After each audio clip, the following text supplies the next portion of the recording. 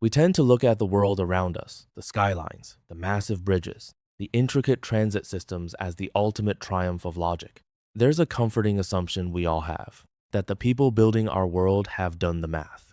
We assume that if a building costs $1 billion, it's going to work. It's going to be safe. It's going to be perfect. That is the assumption, yes. It's the myth of competence. We look at a skyscraper and see a monument to human genius. But if you peel back the blueprints on some of these projects, you don't find genius. You find hubris. You find chaotic management. And sometimes, you find a mistake so simple, so elementary, that it sounds like a joke from a sitcom. That's exactly where we are going today. We aren't talking about engineering marvels. We are talking about the disasters, the money pits, the projects that burn through years of time and billions of dollars, only to end up as punchlines. And what's fascinating is that these aren't stories about lack of resources. These projects had all the money in the world. They had the best experts. Yet, they failed in spectacular, almost cinematic ways. We have 3 specific cases on the docket today. We have an airport that became a ghost town for nearly a decade. We have a submarine that, well, let's just say it had a weight problem. And we have a skyscraper in London that acted more like a weapon than an office building. The death ray. That is a classic. It sounds fake, but it's real. So, let's start with the first one. Let's go to Germany. When I think of German engineering, I think of precision, punctuality, efficiency. That is the brand. Absolutely.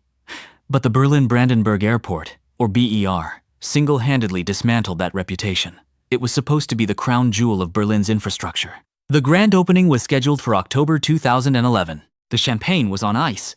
Angela Merkel was scheduled to cut the ribbon. 2011. Okay.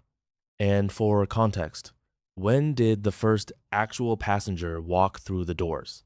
October 2020. That is painful. That is a 9-year delay. How do you even explain that to the public?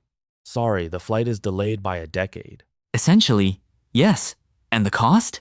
It started at roughly 2.8 billion euros.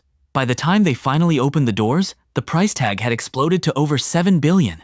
Where does that money go? How do you lose 9 years? Was the building falling down? No, the structure was there. The problem was much more insidious. It was complexity. Specifically, the fire safety system. The architects had a vision. They wanted clean lines. They hated the idea of ugly smoke vents or sprinkler heads cluttering up their beautiful high ceilings. So, they designed a system called the Monster. Calling a safety system the Monster feels like foreshadowing. It was. The concept was that in the event of a fire, giant fans would suck the smoke down through the floor, rather than letting it rise up through the ceiling vents like, physics usually dictates. Wait, smoke rises. That's the first thing you learn in science class. Heat rises. Exactly. So to fight physics, they needed incredibly powerful fans to drag that hot smoke down. But the engineering team realized that if they turned those fans on full power, they might actually implode the ductwork or collapse parts of the structure. It was self-destructive. So they built an airport that couldn't handle smoke without destroying itself? Correct. And because the fire safety system was integrated into the very bones of the building, they couldn't just patch it. They had to rip things apart. But here is the detail that really gives me the chills. Because the airport was technically ready to open in 2012 before they pulled the plug, all the computer systems were live. Meaning what? Meaning the lights.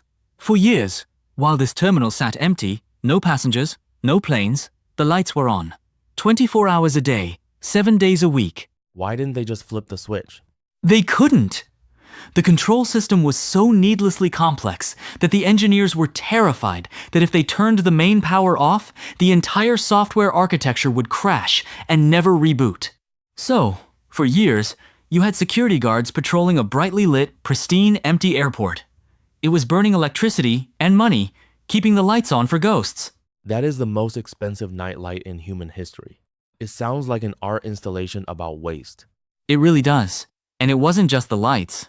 They planted 1,000 trees for the landscaping.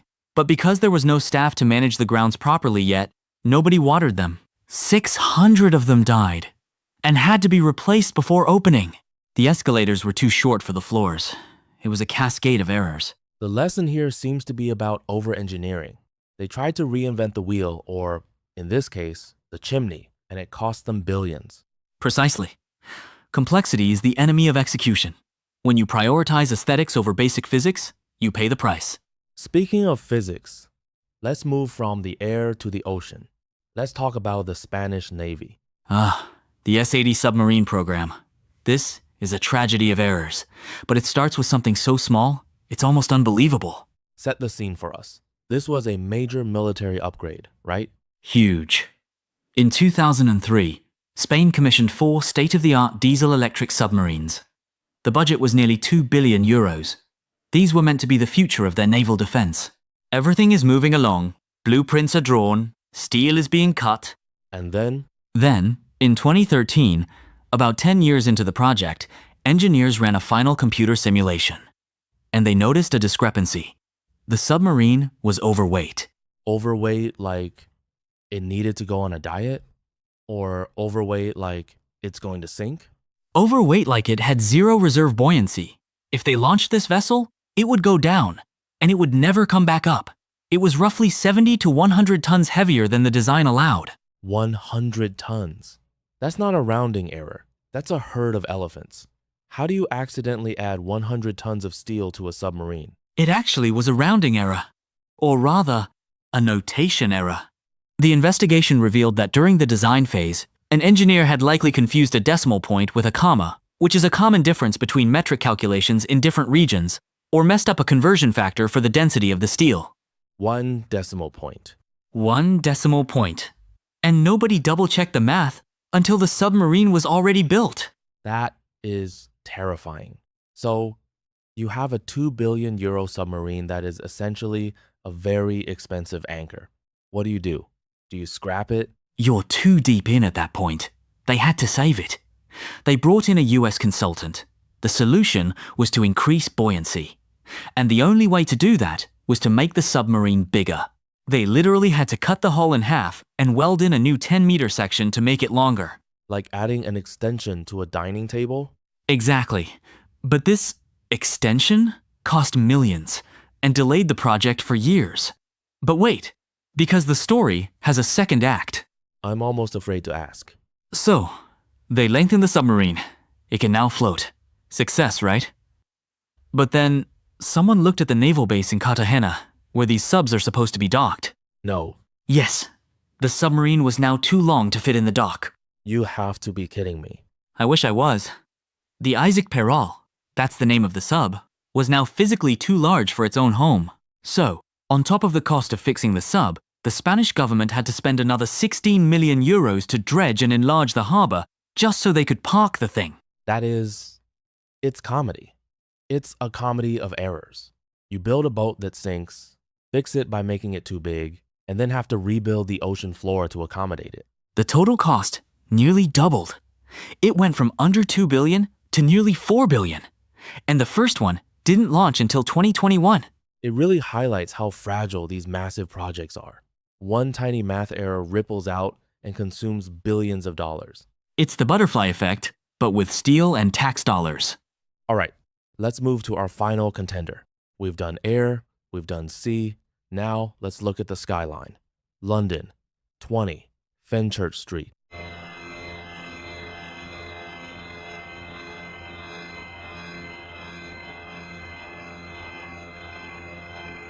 It's a distinct building. It curves outward as it goes up, so the top is wider than the bottom. It is distinct, designed by a world-famous architect.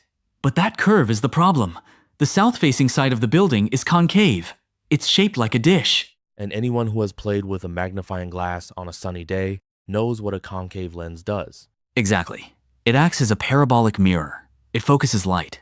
During construction in 2013, people started noticing that a specific spot on the street below was getting hot. How hot are we talking? We are talking 90 to 110 degrees Celsius. That is nearly the boiling point of water. On the sidewalk. In London. That's not a hot spot. That's a grill. It literally was. There is news footage of a reporter frying an egg on the pavement. A barber shop across the street had its doormat catch fire. Tiles were popping off nearby buildings.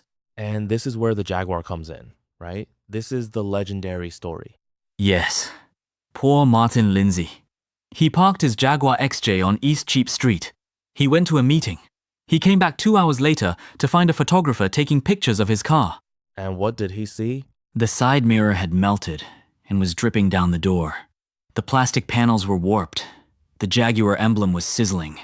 The building had focused a beam of sunlight so intense it melted a luxury car. I just can't wrap my head around how this happens. Did they not simulate the sun? The sun is a pretty known variable. It comes up every day. They did simulate it, but the architects later claimed that in their simulation, the sun was higher in the sky, or they underestimated the glare effect. They essentially ignored the specific angle of the sun during certain weeks of the year. They prioritized the beautiful curved shape over the reality of physics. So they built a 37-story death ray.